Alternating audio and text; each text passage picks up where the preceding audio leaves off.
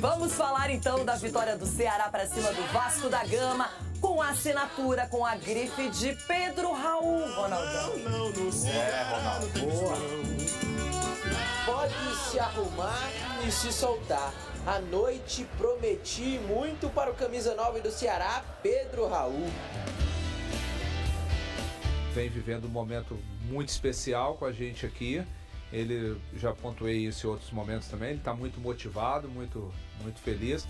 Era um reencontro das duas equipes em uma Série A do Campeonato Brasileiro. E não só isso, era um reencontro de Pedro Raul com a equipe do Vasco. E quando tem reencontros assim, principalmente com o ex-clube, vocês já sabem o que normalmente acontece. A tal da lei do ex também entra em campo. Tudo indicava que seria um jogo muito disputado, mas o Ceará mostrou sua superioridade na primeira etapa. Deu trabalho para a equipe do Vasco, pressionando a saída de bola e com as jogadas aéreas. Parecia que a busca era pelo atacante alvinegro, e era questão de tempo para o gol sair. Em um vacilo da defesa cruzmaltina, Mugni aproveitou e cruzou na área para Pedro Raul mostrar que sabe o caminho do gol. 1-0. O clube carioca não trouxe muito perigo para a defesa do Ceará, o que incomodou e muito. No primeiro tempo me incomodou demais a postura e repetindo o nosso respeito por essa agremiação, por essa equipe, ela tem que ser muito maior, a gente tem que fazer mais dentro de campo. O Ceará, que não havia criado nada na segunda etapa, só precisou de uma única chance. Após o cruzamento de Galeano, Guilherme escorou e adivinha? Pedro Raul estava lá para marcar o segundo dele e o segundo do Ceará. Naquele momento ele assumia a artilharia do Brasileirão, mas Verratti não quis deixá-lo sozinho nessa posição. Nos acréscimos, o camisa 99 se adiantou na marcação e de cabeça diminuiu a diferença. 2-1. Feliz com esse nosso início. É claro que assim, o Ceará tem algumas metas para serem buscadas, né? E a gente vai tentar atingi-las. Uma postura muito ruim, um jogo lento. Não tratamos o jogo como uma decisão, como tem que ser o Campeonato Brasileiro. Toda rodada tem que ser uma decisão. Perder faz parte, mas da forma que perdeu, isso me incomoda demais.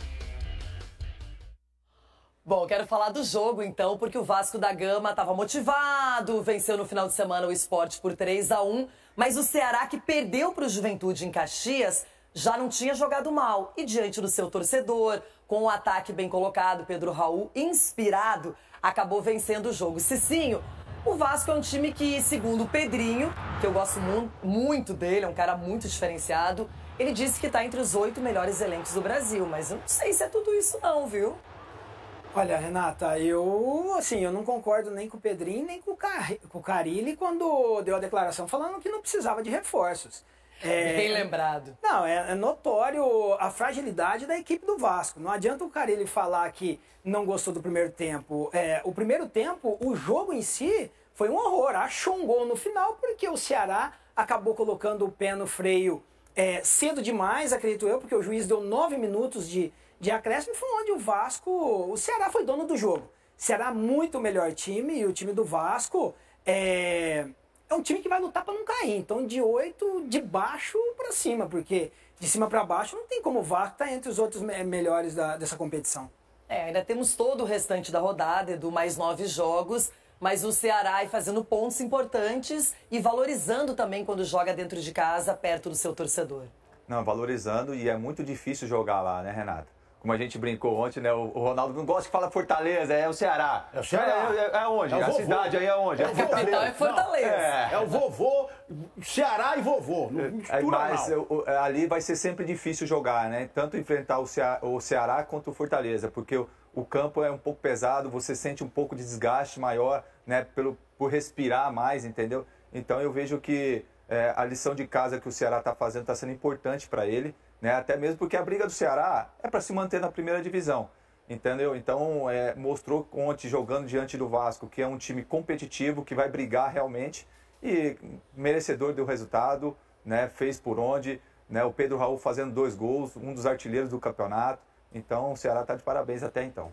E o primeiro gol do Ceará com o Pedro Raul, os dois zagueiros vacilaram, uma falha ali, uma pane da defesa do Vasco deixou o goleiro muito mal na foto. E depois o Carille, já entendendo que o jogo não era propício para o Vasco, já faz 3 alterações na volta do intervalo, colocando o Ryan, o Adson e também o Jair. O pior não foi o gol, o pior foi os avisos, porque teve cruzamento pela direita, que ele espanou o Pedro Raul, aí teve pela esquerda que ele espanou de novo, aí ele falou, daqui a pouco ele vai colocar essa pra dentro, e no finalzinho ele guardou. Agora, vocês se preparem pra jogar contra o Ceará e contra o vovô vai dar trabalho pra todo mundo. Quem viu pela televisão achou que o Ceará em casa não vai dar pra vencer lá não. E o pessoal aí do Ceará aí, contorno aí, vocês têm que melhorar essa chegada até o estádio, gente.